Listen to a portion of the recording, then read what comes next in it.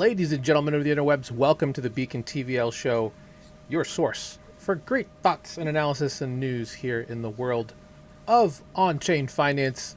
I am your host, Chris, the DeFi professor. Just wanted to get together and talk about the week's news and how it works for you, our dear users. Got a great show lined up for you today. We've got one of my favorite panelists back on the show. Let's bring him on now. Founder, CEO, just amazing man, Logan from lfnull.com.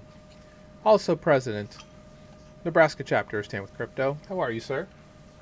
Good to be here, Chris. We had Thanks a great time this weekend, did we not? Doing we SWC really did. stuff. Yep, thanks for coming. We had our monthly Stand with Crypto event. It was a games and blockchain day. We went and played some retro games, got some nice food. Thank you, Stand with Crypto, for taking care of us and spreading the good blockchain word. Probably in July we'll have an advocacy thing. I think we're going to go hit the streets. I'm not expecting a huge turnout, but this one's going to be different in July. Bring your bandanas. It's going to be sweaty. I agree. It's going to be, I mean, it's hot now, right? I don't know how hot it is down there where you are in Lincoln, but it's a toasty 83 with high humidity. And up high will be 90, but I think the heat index will be roughly about 102 with the humidity. So I'm actually not in Lincoln right now. I'm in a spaceship. As you can tell from outside my window, I'm orbiting the sun. Yes. I love that. I love that for you. Yeah, it's like one of those things that just Nebraska in general, right? And people are talking about it the other day when I was talking to somebody. They're like, why is it so windy here? And I'm like, just welcome to the world's best summer-powered hairdryer. Nebraska means flat water, right? Yes. So the wind rips right across that flat water. Yeah, grow your hair out. Feels good. You get that Nebraska, that Nick Cage meme. Is that from like Con Air? Yes, where he like steps off the plane and yes. The wind is blowing. It looks like the most magnificent moment. Great acting. Good job, Nick. Good job, Nick. I'm going to retweet that we are live real quick. So thank you so much. Appreciate you. Yeah, please, guys, please like, follow, subscribe. Would love to hear more feedback on what you guys want to see. Who else you'd love to see on this panel moving forward? If there's someone you want to be here, please let us know. I myself am putting out the word across Facebook and Farcaster and CoinMarketCap. As we get started on our, we're going to figure out how to get back on to LinkedIn, ladies and gentlemen. That is the one thing that we need to do, and I can't get on CoinMarketCap because I have to log in, and that's going to take time that I don't have currently. So let's go ahead and get over to one of my favorite things to look at, which is, well, we're gonna look at the markets.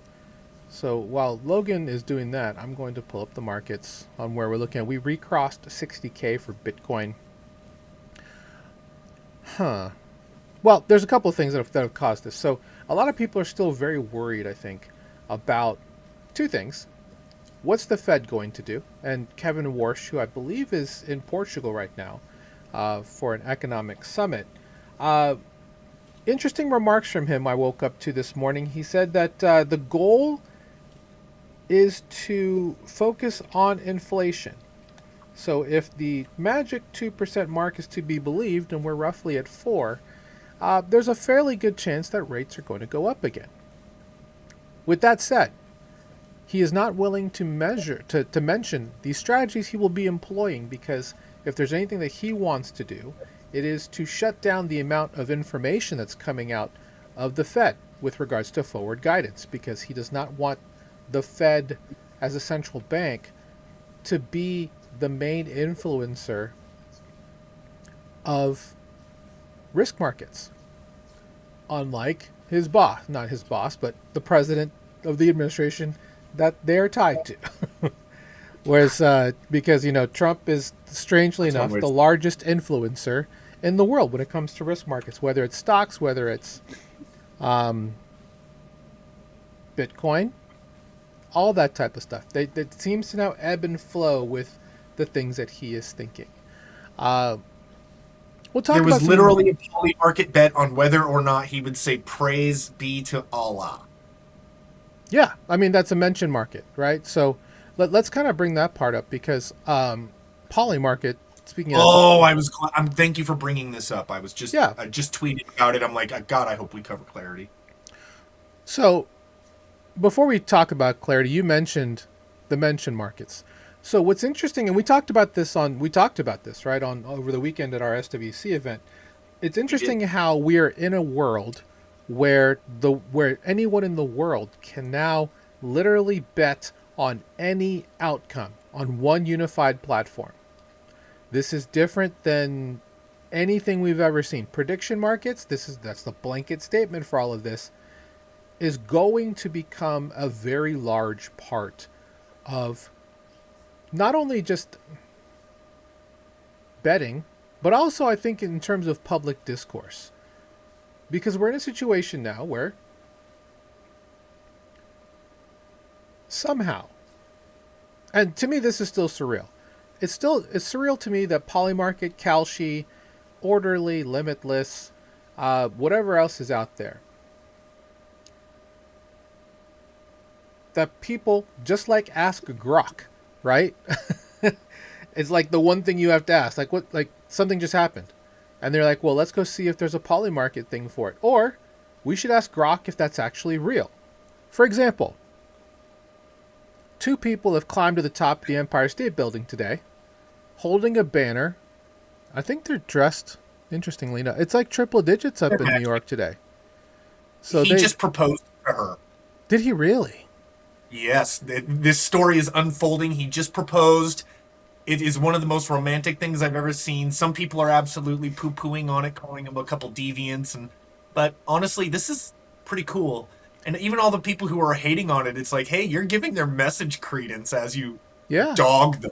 How Like, go exactly ahead and did they free climb up there with no tethers? no one is quite sure how they got in. That's Yeah. quite the ninja work.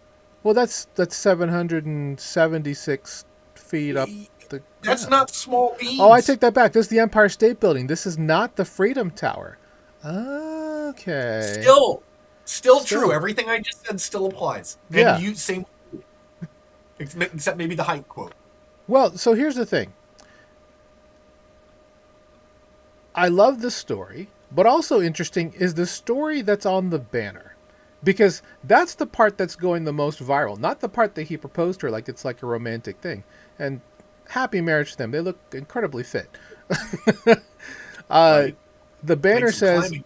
when the power of love beats the love of power, the world knows peace. That's a I think deep that's cut. Bob Marley. Yeah, that's a real deep cut, man. I think it's a Bob Marley quote. Hmm. Um, if I'm not mistaken. And Well, the yeah, it's comments on true. this are wild. The first one, this is my personal favorite. Would be sick if they IRL live streamed it. Clearly, no one's wearing the backpack here to live stream this on Twitch, right? So this is not an IRL blog. He did bring a camera and he recorded the proposal. Oh, good for them. Imagine risking your life to hang that message. I There's a lot of can. people do. I mean, there's a lot of people do things that people do to risk things that to hang a message, right? I To can think it's something. imagine like way more than that. I can imagine aliens and zombie robot vampires. So I can imagine climbing a tower to hang a flag. Pretty easy. Mm-hmm. Maybe it's because I have a strong imagination. I'm guessing this is drone footage because a helicopter can't spin this quickly. Maybe. Well, camera angle, like they could be zoomed in, and because they're so zoomed in, it looks like the background is moving really fast. It creates like what is it, a parallax effect? Something like that, yeah. Either So way, it's hard to tell exactly because of the camera lens effects. this gives me such vibes of of Fight Club for some reason. Right next to all the credit card buildings are just gonna Yeah, like just collapse. falling, collapsing. Not to spoil the movie, but then you Oh see geez, yeah. Spoiler alert: you see two people fall in love at the end in the most. Brad Pitt and Edward Norton are the same person. Well, you didn't have to do that. We could have just said that that I Edward ruined it Norton for and everyone who Helena hasn't seen Bonham Carter join hands at the end as she. I, I think they're coming out with a new one too because recently Edward Norton was seen talking to nobody at a soccer game. Oh my So, gosh, would that would have what a commitment to the bit if that was actually true, where he well, was Brad Pitt literally. was there next to him, and then like I don't know what they did if they edited him That is out. crazy. That is crazy. All right, let's So get. I hope they come out with Fight Club 2. That'd be really interesting. That would be interesting. I don't even know how. Well, I mean, Anyhow, I'm we sure. could I'm talk. sure. Yeah, I'm back sure to Kurt though, Vonnegut will come up with whatever the treatment is for that. It is Kurt Vonnegut, or right? Palahniuk. Oh yeah, sorry, Chuck Palahniuk. My bad. Though I wish we could bring Vonnegut back to do it. That'd be cool. That would be good.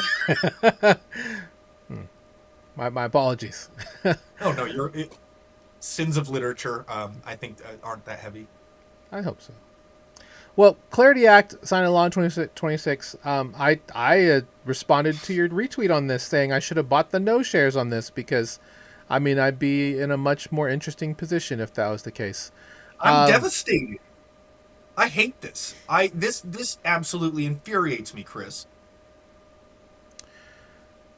Well, what's interesting is the so now the thing is, and we'll talk about this as part of the episode. It's almost, I'm not going to say theater or coordination, right? Because unfortunately, for those who are maybe unaware and are watching us from a different country, America, the true power in America, comes from its bureaucracy, right? Meaning, the lobbies control American policy. Presidents can executive order as much as they want, and we've seen increasing amounts of that over the last 2 to 3 administrations. But when people ask, who controls America? It's not even the congressman. It's the lobbies. It's these super PACs. It's these gigantic organizations like AIPAC, even Fairshake, which is the crypto-friendly super PAC. You have all of these conservative PACs, liberal PACs. They're all out there trying to really just do one thing, which is try and influence Congress people to either deny or approve certain initiatives. This is something that's been there since the beginning of time, right? I have to say, it's not your opinion. It is actually an academic fact. And if you go look at the voting records of Congress and line it up with the wishes of lobbyists, they line up something like with 90% significance. To break down statistics to a stupid level, that's not how you talk about stats. But just to give you an idea, it's like, yeah, like it's very, very well confirmed that Congress does not vote for the will of the people. That happens on accident like 10% of the time, but 90% of the time they vote with lobbyists. This has been run up and down. It's not an opinion. It's just a fact. The voting that we do is political theater, like you were saying. It's like, well, if you don't give the people at least an illusion of choice, they are definitely going to rebel. And so if they're going to let us cast our vote, but at the end of the day, they're voting with money. Exactly. And that's the thing, right? And for people who go after, people like Steve Bannon, like President Trump, who are measuring and trying to figure out every precedent, because America is also run on precedent. Any way they can find a way to get a different interpretation of Article 2 in the Constitution or the Bill of Rights, either way, so That one that thing.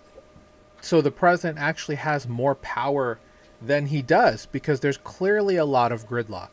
And the reason why the Clarity Act will not be signed into law. Now, look, I'm pointing out this date specifically because February 19th, this was 2 weeks. No, this is the week of ETH Denver.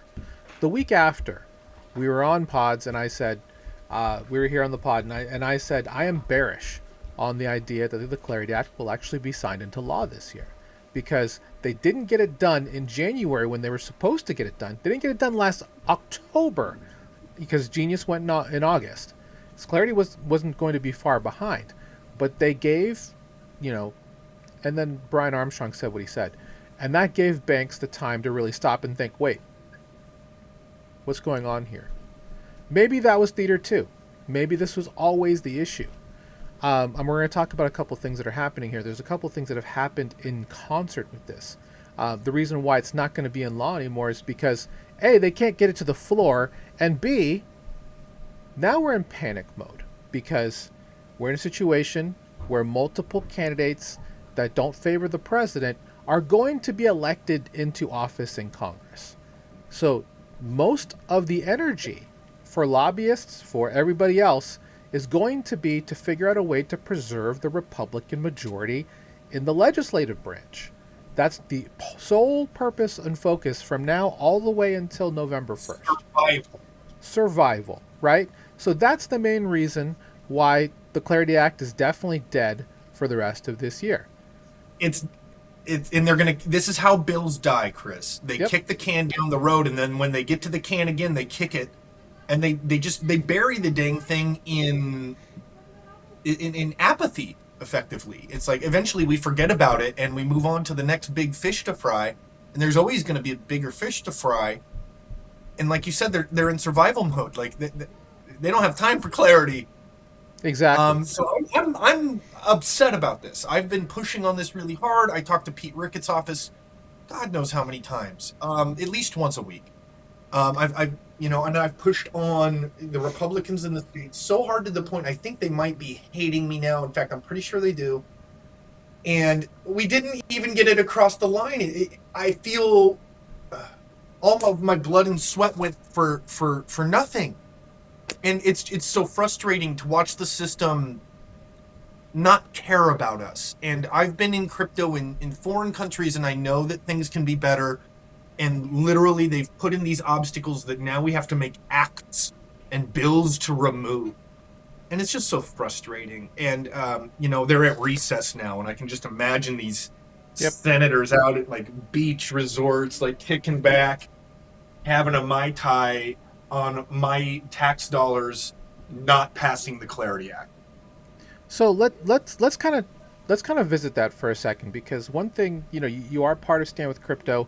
Can you give a little bit of sentiment across the organization, because it's presidents from each of the 50 states?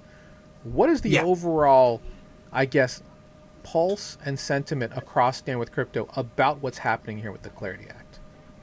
It has been an absolute, I don't want to paint it in a negative light. We're really busy. The people who are at the top of Stand with Crypto are going around like pinballs. They've been traveling to Washington, D.C. They've been applying pressure selectively to the senators who matter most. Like I said, Pete Ricketts is one of those, so I've had a hand in that myself. However, the sentiment is, I would say, not necessarily positive. Like, they feel like I do. No one is excited about this being kicked down the road. Absolutely nobody. And to pretend like the folks inside of Stand with Crypto are quietly cheering because there's some secret plan, I'd just be lying to you.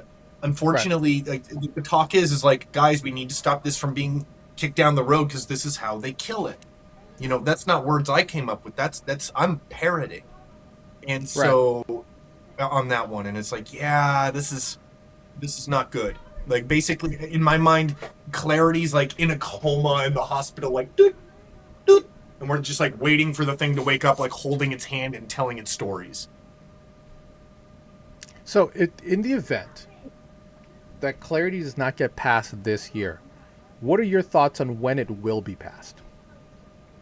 If it will be passed, I think is the correct question. Well, at this point, we're going to see a different version of the Clarity Act moving forward, right?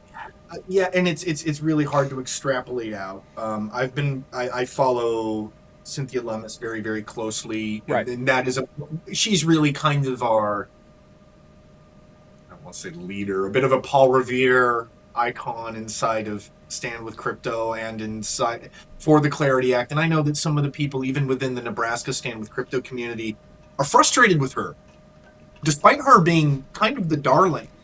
But when is this going to happen? She seems to be fairly positive, but at the same time, she's sending some signals too, like, guys, we if this gets to next year, it's DOA. Well, I'll give you my thoughts. I don't have a good taste in my mouth on it. I don't think this comes out until 2028, honestly. Oh God, if it comes out at all at this point, Chris. And so, yeah, Right. 2028 I think is a fair marker. So Sadly, so these are the things that are going to change specifically with whatever the new version of Clarity is going to be. There's going to be new protections for banks with the Genius Act. That's the one thing that they want.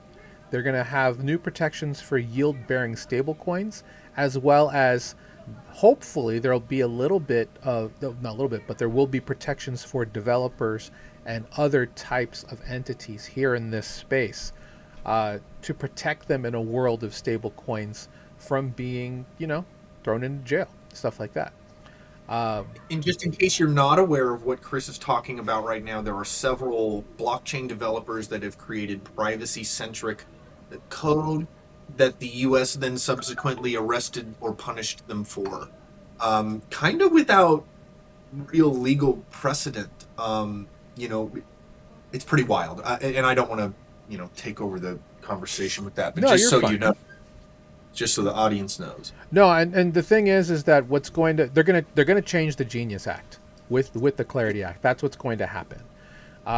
The way that it was put out from both the Senate Ag Committee as well as with what came out of committee, for the Clarity Act, it's going to be completely different. The ethics piece is going to be big too because they keep going back and forth on whether or not people who are elected into office, public office, should be able to A, trade stocks, and B, trade crypto or digital assets, right? So I think all of this will be addressed in a bill that will come out in 2028, and if it even goes that year, we'll see. With I that hope it said, goes in the opposite direction, and that yeah. every single member of Congress has their own token, so we can buy AOC coin and Bernie coin, and Well, Cruz We're not buying Tom Tillis coin nor Mitch Tillis McConnell coin. coin. Yeah, no, those are Ted Cruz coin. Cruz coin. Oh my gosh! Imagine Ted Lords. Cruz talking about, you know, buying my meme coin. Not only are you supporting my efforts, you're supporting the country of I Israel. feel like you need a more nasally voice. Well, I'm Ted Cruz. We've got Cruz coin coming out. I can almost do it. I need to go practice. I'll get ready for the next show. He's I'll prepare my Ted Cruz impression. Yeah. I'm not gonna get political on the show. Let's just say that. Hmm. I want all of them to have coins because I'm nonpartisan. No, neither am I. It's just more a matter of it's just crazy to think that Ted Cruz, Barack Obama, and I think 7 other sitting members of Congress are all constitutional law scholars and are all so completely different, right? With regards to how they approach. Anyway, I'm not going to talk about theater today. Oh yeah, no we, politics slogan, but but no, we're not going to. That was my only thought on it. I'm just like, I've got a dang American flag in the background. It's just this constant reminder. Pardon me. exactly. Yeah, my So bad. It's my fault. today, also as a part of just this conversation, Logan, today is July 1st. Today is the new day of MiCA, which is the markets and crypto and digital assets framework that the EU put into law 2 years ago, guys. The EU is like far and ahead, way further along than the US has been on this. However, due to issues, they only approved, because there were about 3,000, I think, roughly, members that were approved with licenses. And then as of today, there's like 244. That's a huge drop. Yeah, I was gonna say like that went in the wrong direction. It did. It did. So most of the big EU exchanges are either have their own regulated entities like OKX and a couple others, or if you're like Binance, they just withdrew altogether. Mexi and a couple others So have are they never. really ahead of us in regulation then? Well, Or are see, they that's just the thing next? too. That's the other part of it too, right? So it's just like, Yeah. where are we really on this? And this will get to this. I have a point to all this, I promise. So, yeah, 244 is the number of people who have an authorized license to facilitate digital asset activity from a quote unquote centralized exchange um, ability in the EU. This is much like New York BitLicense, California's digital asset license, Dubai's specific marketing license, where you have to be licensed in order to market to their customers. So for quite a few of these exchanges, this is a big loss. But there's been a lot of posts as to what they can do about it. And this is the part that's the most interesting. The majority of the companies, because they noticed that the FDIC, the SEC, the CFTC, and the OCC have all come out with regulations in favor of crypto and stablecoins and yield and all that type of stuff, because nobody can figure it out. So they're just like, fuck it. Let's put out our own stablecoin. And this is the open standard. We've talked about this on the show previously because there were rumors of this. In fact, this is a long time in the making. This is actually coming from Stripe, Bridge, which was acquired by Stripe for like $1.25 billion in the last month of 2024. And I remember thinking, what is Stripe doing here? And we've talked about this on the show. It was a master class in recognizing patterns and where the market was going. Because, stablecoins are going to be a 3 trillion market cap asset within the next 2 to 3 years. And Bridge and Stripe are leading the pack, much like Stripe disrupted e-commerce how many years ago by offering website operators 7 lines of code to be able to, in a widget that made them able to accept payments from anyone, anywhere in the world. Now, a couple things about OUSD. These are all... This is really upsetting to me. Yeah. 6 years ago, I was working on a stablecoin called Open USD. Mm-hmm. Like, I worked for a company called OpenDAO, and we were creating a stablecoin that was backed by real-world assets. We were way too early to the market. You were way too early to the market. News, I almost had a little heart attack thinking, oh, God, did they fire me but keep going secretly? No. No, they did crash, but like, wow, this is pretty crazy. And this is a different open, by the way, but man, it's like giving me some feels here, and it's bringing me back to DeFi Spring. I almost feel hopeful again. Weird. So what's interesting about this, there's 2 things. A, if you're not Circle or Tether, this should be frightening because all of these companies are coming together to be a part. And we're not talking about small companies. Some of the largest conglomerations or multinational companies in the world are going to be... Yeah. They're going to be Commonwealth Bank of Australia. Dude, it doesn't get bigger. No. Sumitomo? Yeah. Come on, Google. It's crazy, Dude, right? Who's behind this coin again? Well, that'll be everybody. But this will be an RWA backed stable, right? So the way that it works is going to be, partners. So this isn't the first time that something like this has happened, right? Because we've had other groups that have come there. Paxos created the Global Dollar Network. This was Project Guardian. We've talked about this 2 years ago on the show, to create a consortium of, 80 partners. Because the issue that people had was that Tether, which had 70% market share at the time, they had 13 employees, one of the most profitable companies on the planet. Other people saw this, and this is what started the movement towards institutions getting into DeFi. They're like, Tether cleared $11 billion in profit in 2024. We want some of that pie as well, which is why banks have been reaching here with Genius and all of these things to try and create their own stablecoin or some type of wagon they can hitch their ride to. Paxos was supposed to be this because I don't like this. Anchorage was a huge part of this. This is terrifying, and honestly, it's kind of news to me. I'm just now looking up who this consortium is. I've been preaching anti-CBDC stuff for a while now. No central bank digital currency, and I'm singing this song, and all the states are starting to pass laws, and everyone's really happy about it. But what if, in order to get around that, they used corporations to create a consortium, and that way they don't have a central bank digital currency, they have a central corporate digital currency, which is even more powerful than a central bank in a weird way. Well, if you think This is about it, terrifying. so does this fit? Let me just back this up a little Yes, bit. sorry, but I mean, I had to. Does this fit and tick the boxes? And if you're watching this, give me in the comments. Does this tick the boxes of a decentralized consortium network stablecoin? Because the one reason why these stablecoins and all of the ones before them, with the exception of Frax is still around, but things like MIM, which had another DPEG, die. Think of all the stablecoins that are out there that have a somewhat semblance of a presence, maybe even Athena. They are decentralized to a point.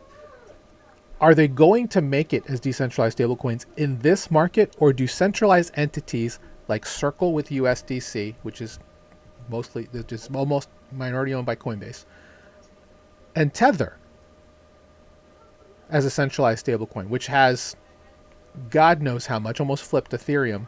It did flip Ethereum last week for a little bit in market cap.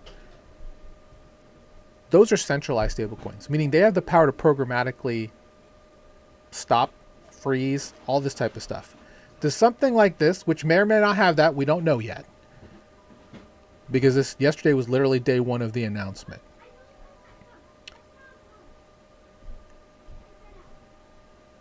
I don't think this is a sign of decentralization. I think it's a sign where, imagine a poker game where everyone at the poker table wants the game to keep going because, hey, we like games and we like winning and we like playing poker. And so you get all these people who come around the table and they don't want the other players to win, but again, at the same time, they have to preserve the game. Right. Now, what if there's some people outside the poker table that don't like this game? Well, now all the people at the poker table are more united than ever to quash anyone who wants to end that poker game. They want to keep this thing going. And so this is actually, to me, dangerous because it's not in our hands. It's in the hands of all of the people. We were just talking about this at the start of the show. It's like the U.S. government is a lobbying system now, right, where all of these companies pay money instead of actually voting. They count money. Money is voting now. And so if this is happening and they're making money and they can vote with the money, well, now we're just a corporatocracy. Well, then that kind of brings up the whole thing. Like, so we had news. I don't think you're in the show. Music 2 weeks ago or last week.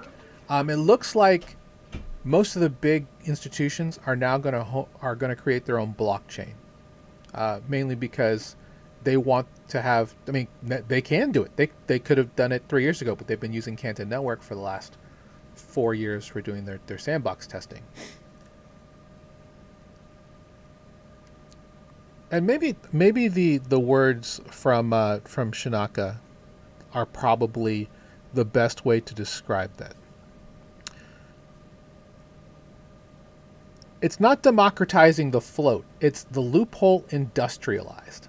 Woo! That's a banger line, right? Is it not? Exactly, though. These same firms are already inside the old game. BlackRock manages Circle's reserves. That's kind of half true.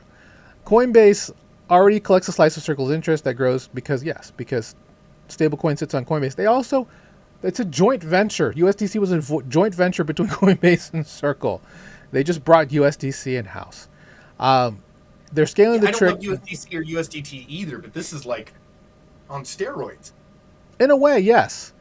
So this is like, because we could not get Genius, because we couldn't get Clarity passed.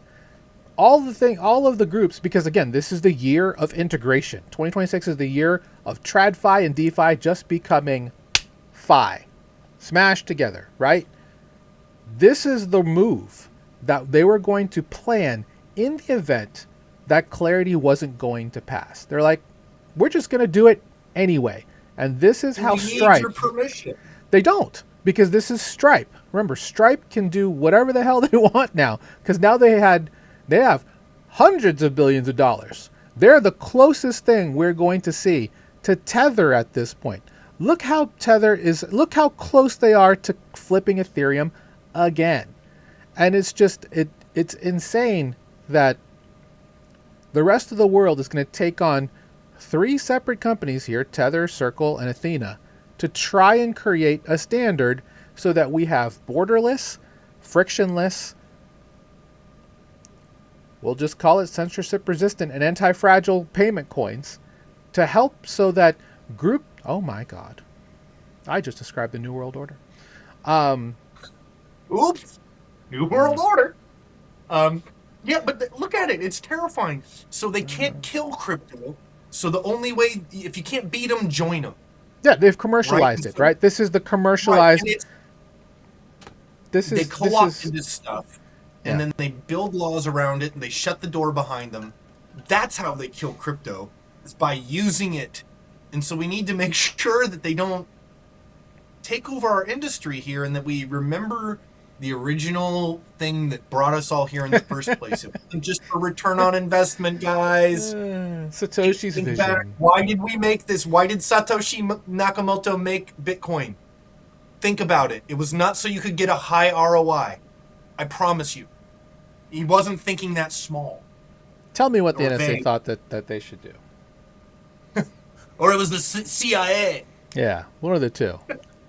No, so it's interesting, and how it's funny how zero hash is there, because I got a settlement from a fintech thing that happened like 2 years ago for money I had left inside of a fintech brokerage, Juno. If you guys remember Juno, we actually talked about them as an on-ramper because they were allowing people to direct deposit their paycheck into a Juno account, which is custodied by Evolve, a web, quote-unquote, Web3 bank that's based off of in San Francisco.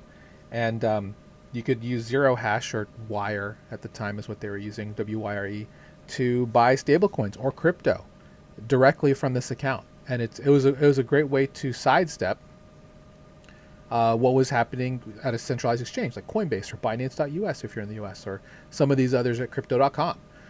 This was an easy way to get around all of their stupid fees and holding patterns when you first create an account. So, yeah, I got like $5.93 from the class action lawsuit.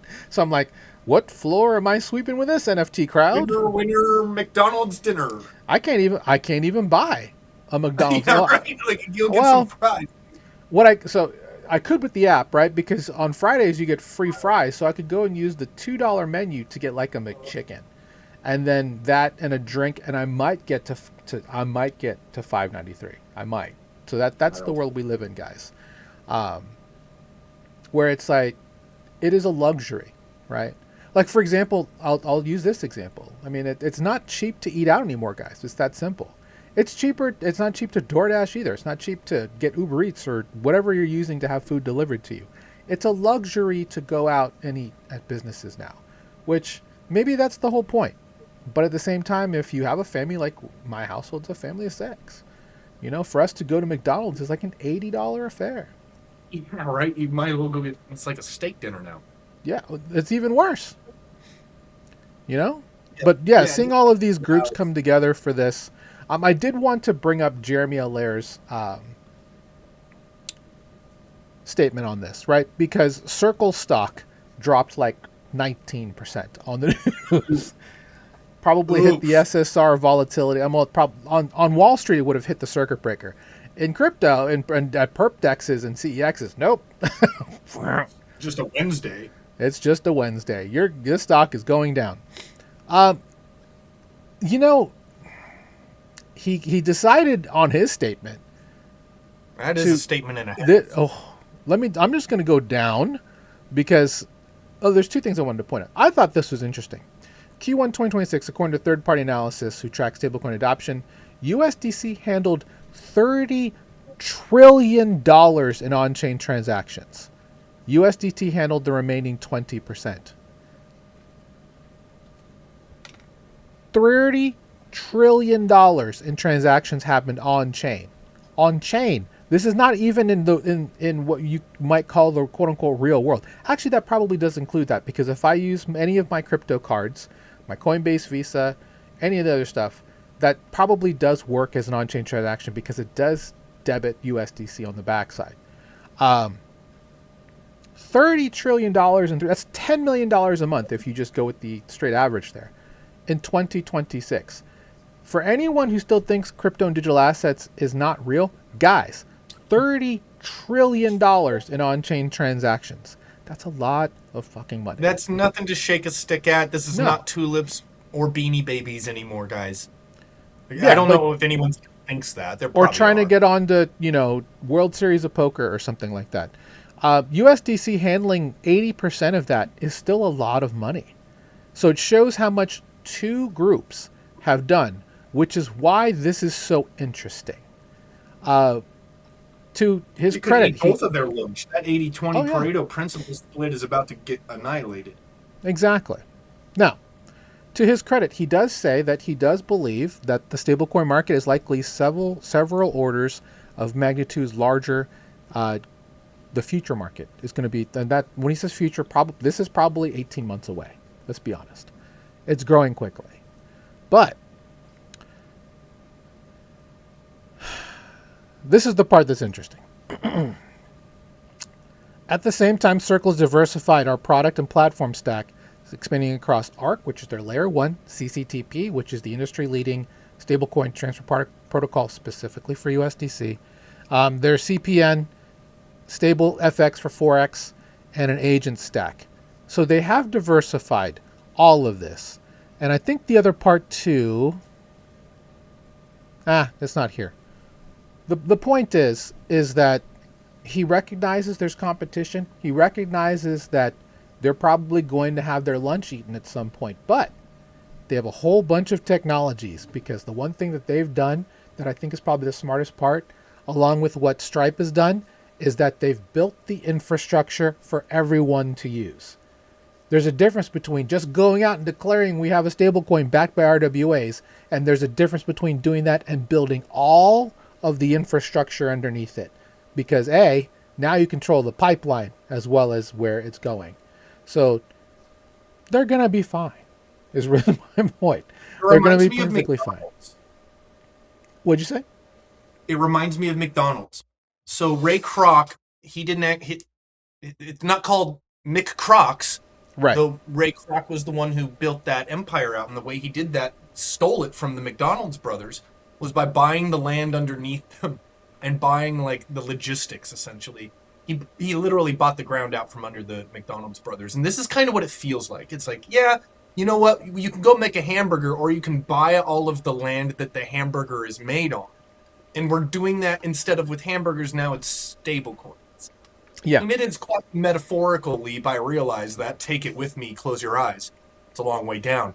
But I see that, and in owning those rails and making the genes for the gold miners to dig with, so to speak, is a really, really good business model and a good way to stay in business, even if your main product gets blown out of the water.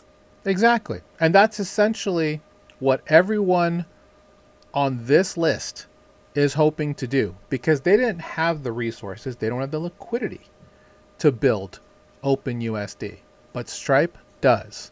They got that. We need the Schwarzenegger meme there. Exactly. From Predator, like exactly.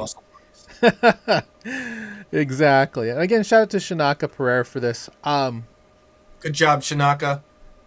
So this first one is absolutely true. It's illegal in America for a stablecoin to pay you interest. This is what the banks are clinging to, which, by the way, most of them are here. So because of what's happened and the clarity not passing, they're like, you know what? That's fine. We'll just join a consortium where we get a part of the yield now. That's essentially what happened with Global Dollar Network, with USDG and Paxos.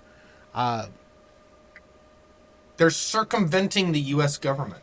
Exactly. Well, because if you look at Tether, right? Tether is, for the most part, offshore, right? They're the largest stablecoin by market cap. Look at them. They're gigantic. Yeah. They're offshore. They are not bound to practically anybody's rules. All of this stuff should have been American. We failed. Yep. I'm so devastated. And that's the main reason why this is a problem, right? Because President Trump is all about U.S. is the leader in the world of crypto and all that. Maybe Stripe as a U.S. company has kind of something to do with that, but I will It feel like a leader. I went to buy some crypto the other day, and I hate KYC AML, and yeah. I could not find a place that really. I mean, we talked about it, but I couldn't. All the old places that I used to use, now we're on a list. We're up there with North Korea, Syria, Iran, United States, Ivory Coast. It's like, what is the U.S. doing in this list of the worst places on the planet? Like, we're right there next to Afghanistan, guys. That's where your financial rights are with crypto right now. You're right next to Afghanistan. Good job, America. Number one. Way to win. Well, Terrible. we did it in a Look at the capitalist way. We did it in a president. capitalist way. This is the American way is the dream, the capitalist way. We can create a business and get a piece of the new American dream.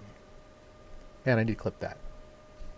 Welcome to the new American dream, introducing OpenUSD, a new stablecoin for global.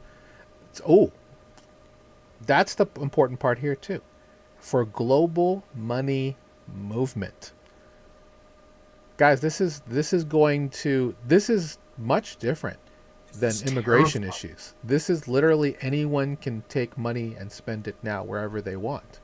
And Elizabeth Warren's going to go apeshit on this. I can tell you she is right now. She's like, this is going to be used for sexual trafficking, drugs, and anti-terrorist things.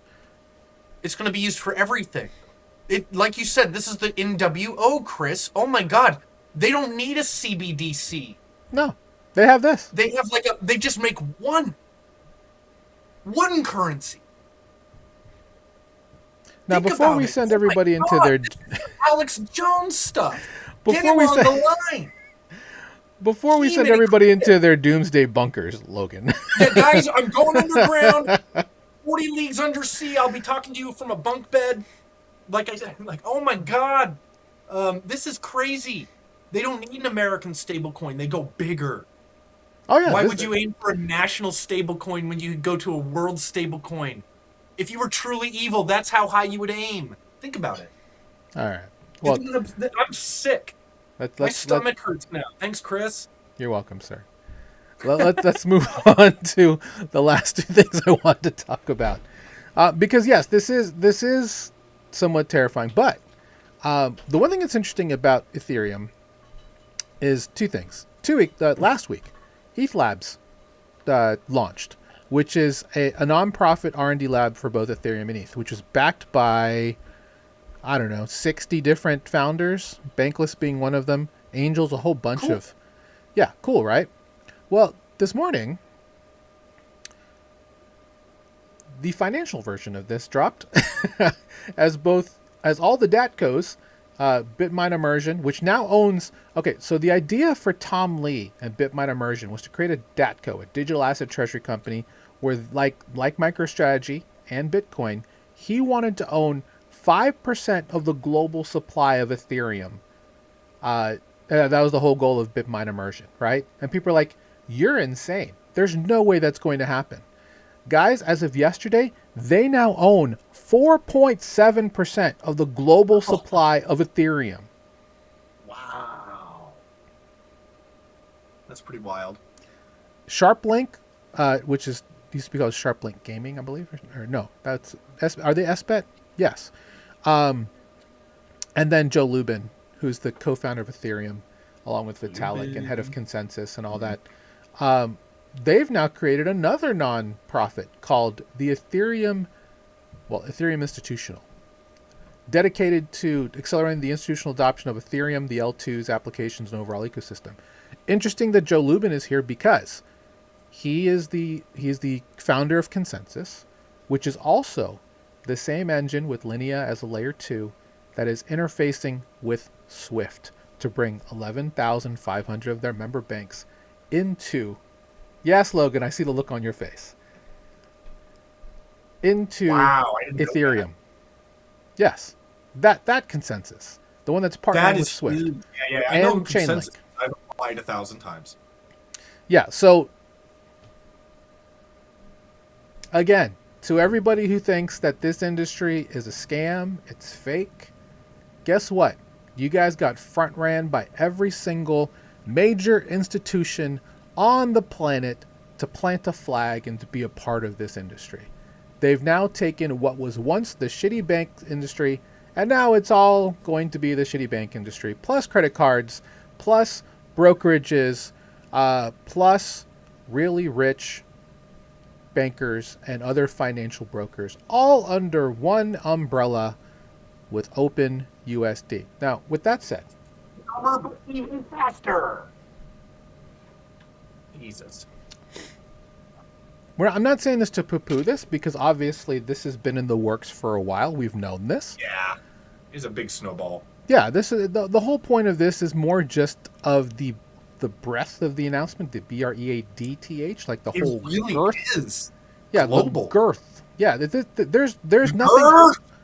This is global, guys. This is not American. This is not, make America great again. This is making everybody in the world great again together. Make America global again, maybe, perhaps. I don't know. Because that's what this has done. And they've done it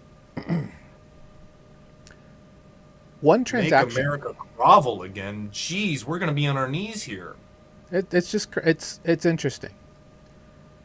Wow, it really is. I if you should have done my yeah. homework. Thank you for telling me, Chris. I wasn't aware of this. But just thinking about just the theater that got to this, right? Because we're talking about a world where we're trying to figure out how can we get better mass adoption. 3 years ago we had Visa and MasterCard on an ETH mainnet testing throughput, trying to figure out, can this be the future of how we do payments? The answer was always yes. It was just, what can we do from a technology standpoint to get that there? What does it actually look like? Exactly. And then Canton Network, which was started by private company with Goldman, Microsoft, all these other companies testing blockchains on a private blockchain with layer ones on Ethereum technology so they could have their controls and figure out if they can make that work. Avalanche has multiple layers ones, subnets in their layer one. FIFA's one of them, Capcom, Nintendo, Deloitte. A whole bunch of different companies have layer ones there, or rather subnet layer ones that allow them to have their own blockchain. This should not be shocking to anybody who's followed any of our content for the last 5 years, because the writing's been on the wall. The only way this was going to become a spot where Bitcoin gets to $1 million is if there was global adoption, right? And regardless of how Bitcoin's going to look in 10 years, QBTC, whatever it's going to be, the idea of having a non-sovereign digital version of store value is going to happen. The world is going to move to a completely digital thing. We talked about offline before coming online about the fourth turning, right? Where we're looking for a reset where institutions become strong and individuals become weak. We are at the bottom of the fourth turning. Are we at that point, guys? Because people used to talk about the whole idea of Biden coming into office and it being like a total end of the world scenario with a quote unquote NWO global reset. Guys. We entered the 7th U.S. political system in 2016. That's what the historians are going to say. And if you're not sure what I'm talking about, just go Google 7th political system in the U.S. It has to do with, the Republicans were actually against slavery, and it's like how the parties flipped. Yeah. We entered a new political system in 2016, and it is going to usher in the dawn of a completely new international system. I don't think it's an opinion at this point. We're seeing geopolitical shifts in power. Yeah. The U.S. is, served as the unipolar hegemonic strength in the world since World War II, and that it's waning. That's just a natural thing that happens. It's just like what happened after World War II when we had Britain, decolonize everything, right? Yeah. We're like, you guys can't keep doing this, and they got shut down. I think we're turning the corner on the United States, where pretty soon countries are going to start saying, hey, you know what? We've got enough crypto now where that dollar stuff you were wagging around really doesn't scare us anymore. And you know what? You need to do X, Y, and Z, and you no longer control this, you no longer control that. By the way, step away from that thing too while we're at it. And they're going to force us to step back. So all these cheap big screen TVs and cheap gas have been really wonderful. But again, like you said, for Bitcoin and blockchain to succeed, something else is going to have to fail. And that something else, I hate to say it, is US. Well, At least the dollar system. Hopefully it's not the entire country, but gosh, it's starting to feel like that too. It's almost like there's a social implosion going along with this. And again, it comes back to the fourth turning. We're questioning why we do everything. We're questioning, why does the central bank make money? Who should make money? What is money? And there's an entire generation of people asking that, and it expands beyond just money. It's like, why do we write resumes? Why do we have jobs? Why do we have this? Why do we have that? Why do we have representatives? What is a government for? Like, literally, I don't even want to get into the dark stuff. yeah, I was about to say, it's like, let's Everything kind of rein it in question. before we start going a little. Yeah, like, whoa, Logan, whoa, baby. Ooh, let's Yeah, slow down. No, I'll but period on it here. so what I want to reiterate is that this podcast that we've done since December of 2021 has never been about fear programming, fear mongering. It's about education, bringing awareness to the changes that are coming into the world, right? The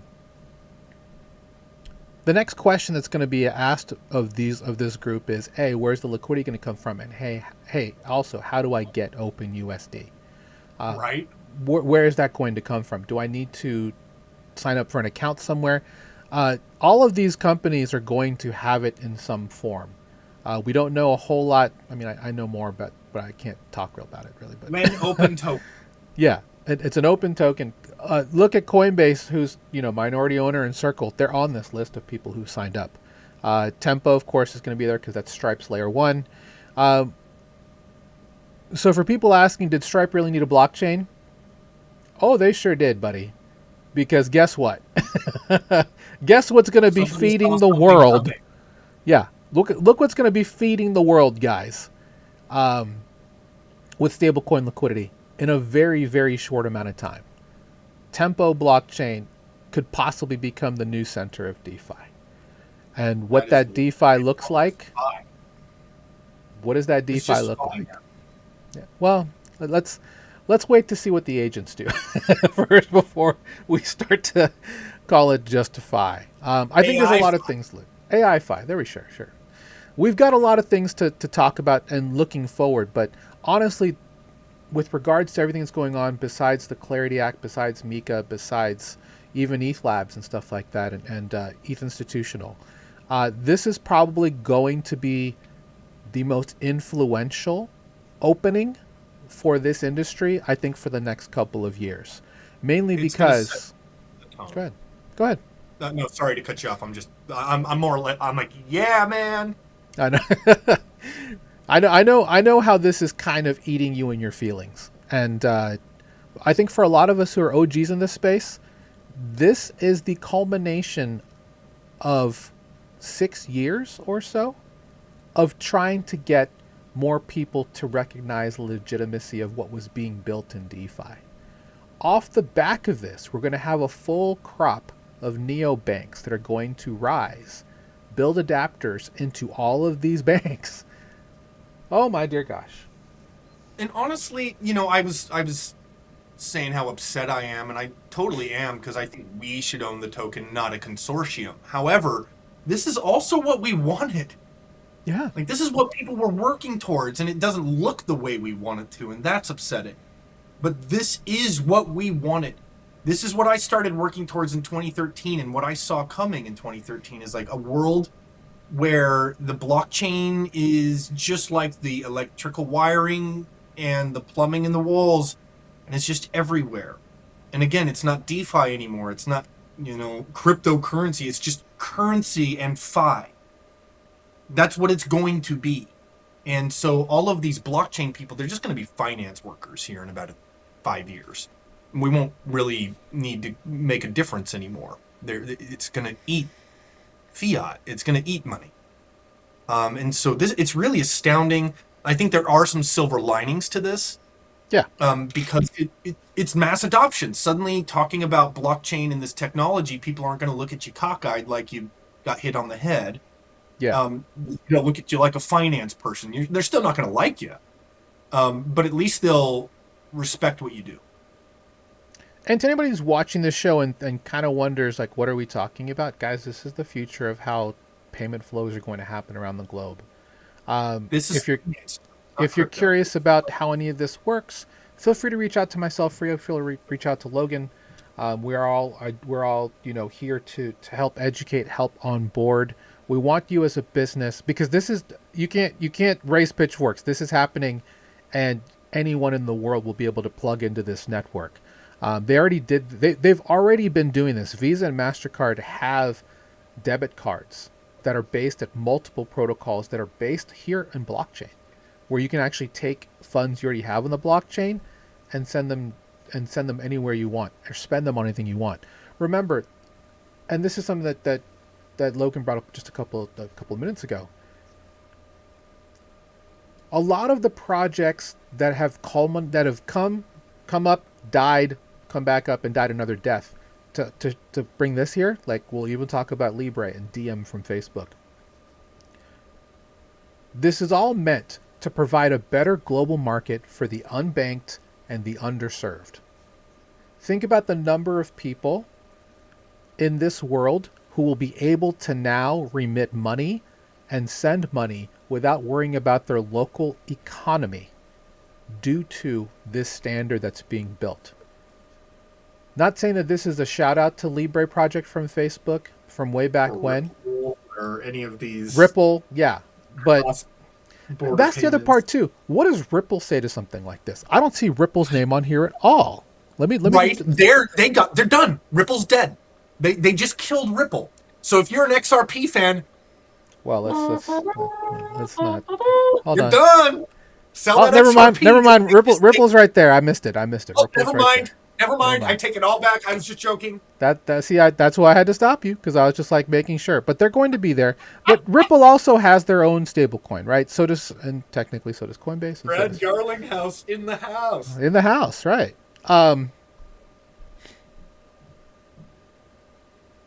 Okay, I did speak too soon, but that's wild.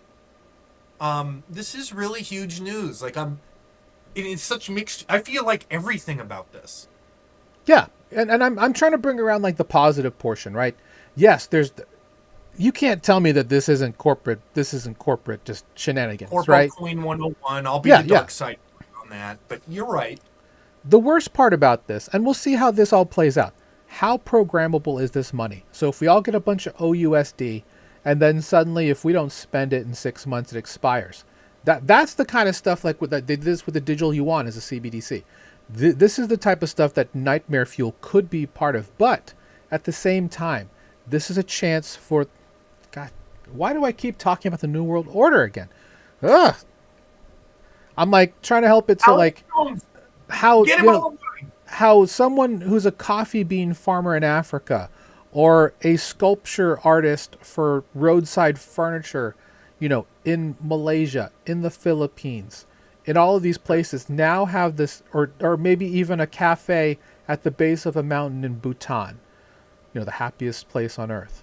We're looking at a way for anyone in the world to be able to enjoy these experiences, to participate in a global market with a coin that can unite all of those under one, hopefully fee limited payment ecosystem. Because let me tell you something. If there's one thing that's going to suck about this process, it's going to be the number of fees that you'll be paying per transaction. Talk to anybody who uses Stripe as a payment processor to know exactly how that feels. And also, literally just the fees you're going to have to pay in your local fiat currency to convert to this stablecoin. I would like to talk about something positive too for once. Sure, go ahead. So I wrote an article a couple years ago that no one liked and everyone laughed at me for, saying Bitcoin could end wars. And it's like, well, huh? You sound a little crazy like a hippie, Logan. And, well, I mean, there's actually some truth to it. And if you study some basic economics, it's like when countries, before they go to war, if they have an economy that's entangled, they'll start to disentangle. And there's a reason for that, because if you're about to go to war with someone and you bomb them and your economies are entangled, you're actually bombing your own economy. So, for example, if the US went to war with China and we started blowing up their factories, we're actually blowing up our factories in a very indirect way. Suddenly the prices of things go up. You can't just go to war with someone if you have an entangled economy. So what happens if you have a single currency so that all of the economies are entangled? Suddenly you go to bomb someone and your own currency starts to dump. It's like, whoa, I can't bomb you anymore because it kills my own currency. I actually can't pay for the bombs anymore because I'm killing my own currency every time I send one out.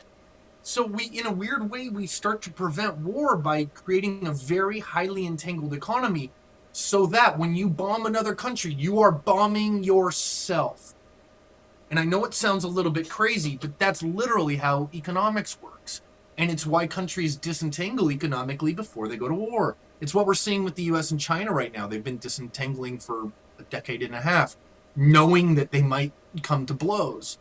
And this has been openly talked about. Again, this is not an Alex Jones thing, but gosh, if we did have a central one currency, you can't just go blow up buildings anymore because it pawns your own money. That's awesome. I mean, at the end of the day, I don't want them to turn off my money because I didn't pay my taxes and suddenly I can't take a train or drive my car like they do in China. But gosh, it would be wonderful if suddenly there was a really, really good excuse to not kill people. I mean, there's also the Plaza. I mean, crazy.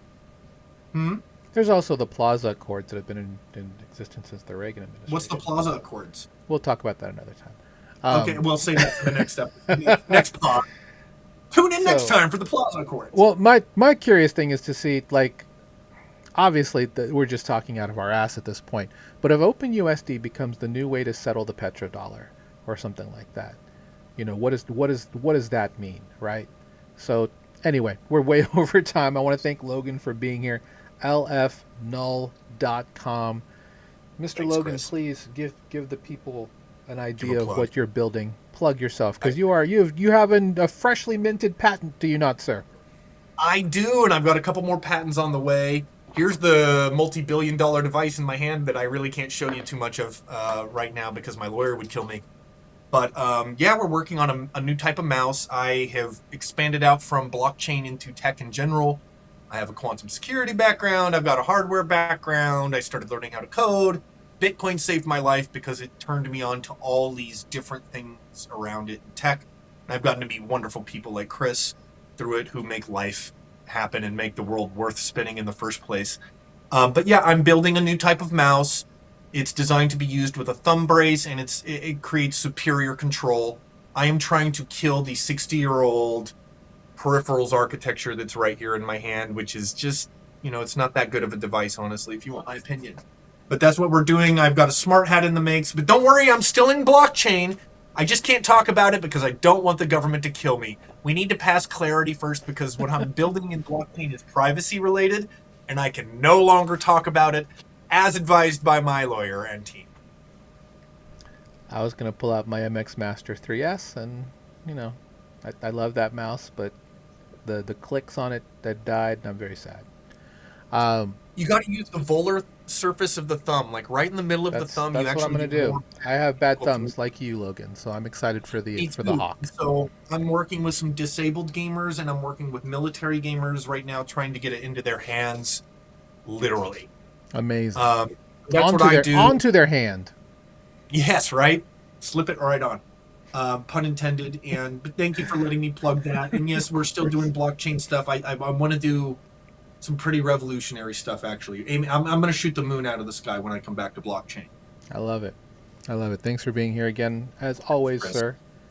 If you enjoyed what you heard today, we do this show every Wednesday, 1 p.m. Eastern. You can join our free, except for today, obviously. You can join our free group, Total Value Locked, school.com/beacon, like that bespoke one-of-one cup that Logan has there that I made personally. They do very well with your drinks, I must say. Check it out. Saved my life. Yeah, there you go. We have a lot of free content. We also have paid content if you want one-on-one mentorship. be around like-minded individuals with our Beacon Mastermind. I did want to give a quick shout out to our Beacon Mastermind founding members, our current Beacon Mastermind members, our Spotlight subscribers, as well as our Beacon Challenge takers. You guys make what we do possible. Next show that's up for me with Beacon will be on Friday. That is going to be the Beat the Banks podcast. Yeah, TGIF, 3 p.m. Eastern every Friday. We talk about self-custody. We talk about all the things that we talked about today. Don't miss it. Don't miss it. Yep, Also, put a thing on your calendar. Mm-hmm. Wednesday, 3 p.m. Eastern for Beat the Banks. We've been doing that show since January 2022. So we've been talking about these concepts, what we talked about today, a lot over the last 5 years. And we've helped tens of thousands of people come into the space, which we're very proud of. Also want to shout out my... You're very kind. If blockchain had a church, he would have his own stained glass window. Oh, well, thank you. I'm glad you didn't say that I would have my own church, because I definitely don't want that. That we're gonna get into political shit again. I'm like, I'm not gonna do that. Let's see what else today. Oh, I'm also, just so you guys know, I'm also the strategic ops lead at On-Chain Media. We have our community call today, I think at 5 p.m. Eastern, if you want to check that out. That's a recent good for you, Chris. Yeah, it's good. We're trying to help creators, and we're trying to help make decentralized media a thing. And you can watch Logan continue to dance liquid while he'll dance us out of the show. There we go. Get it to him. Yep. They don't want that smoke. We'll see you guys next time. We'll see you Friday for the show for Beat the Banks, but we'll see you next week for another great panel that we have on here. Thanks to Logan for being here. And as we say on the show here every week, beacons up, banks down. Take care, everybody. We'll see you next week. Embrace the open USD. It's here to save us all. New World Order. Or something.